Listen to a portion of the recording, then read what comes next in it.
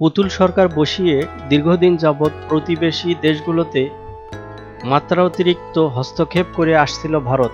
তবে এক পর্যায়ে এসব দেশের মানুষ জেগে ওঠে।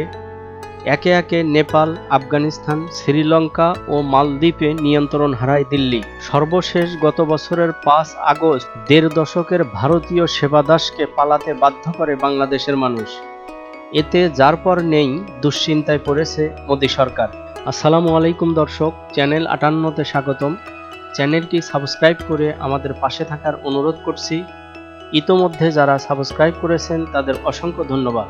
দর্শক, গত বছরের ৮ আগস্ট ডক্টর ইউনূস অন্তর্বর্তী সরকারের প্রধান উপদেষ্টা হিসাবে দায়িত্ব নেওয়ার পর থেকে যেসব পদক্ষেপ নিয়েছেন তা ভারতকে শুধুই হতাশ করেছে। সেসবের তালিকা দিলে ভিডিও অনেক বড় হয়ে যাবে।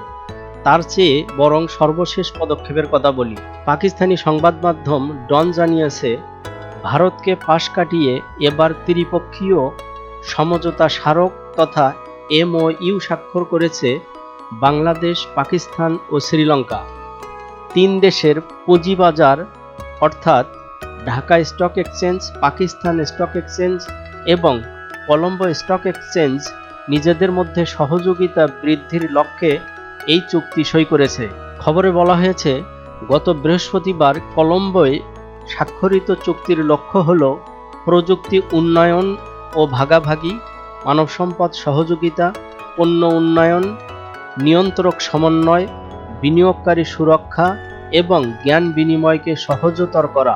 এতে স্বাক্ষর করেন ঢাকা স্টক এক্সচেঞ্জের চেয়ারম্যান মমিনুল ইসলাম, কলম্বো স্টক এক্সচেঞ্জের চেয়ারম্যান দিলশান উইরা সেরেকারা এবং securities and exchange commission of পাকিস্তানের চেয়ারম্যান আকিফ সাইদ। চুক্তি সই অনুষ্ঠানে ঢাকা স্টক এক্সচেঞ্জের চেয়ারম্যান মমিনুল ইসলাম বলেন, ভারত ছাড়া দক্ষিণ এশীয় স্টক এক্সচেঞ্জগুলো তুলনামূলকভাবে ছোট আকারের এবং প্রযুক্তিগত ও পরিচালনাগত সীমাবদ্ধতা রয়েছে। এই সীমাবদ্ধতার কারণে বিপুল সম্ভাবনাময় বাজারগুলিতে পূর্ণ সক্ষমতায় প্রতিযোগিতা করতে পারে না, আর সেটা বাড়ানোই এই চুক্তির লক্ষ্য।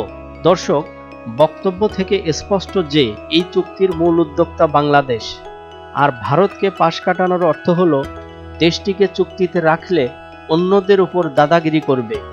অথচ নিয়ম অনুযায়ী বৃহৎ দেশ হিসাবে ভারতের কাছ থেকে অনেক কিছু পাওয়ার ছিল এসব অপেক্ষাকৃত ছোট প্রতিবেশীর, কিন্তু ৪৭ দেশভাগের পর থেকে তারা এর কোনো প্রমাণ রাখতে পারেনি।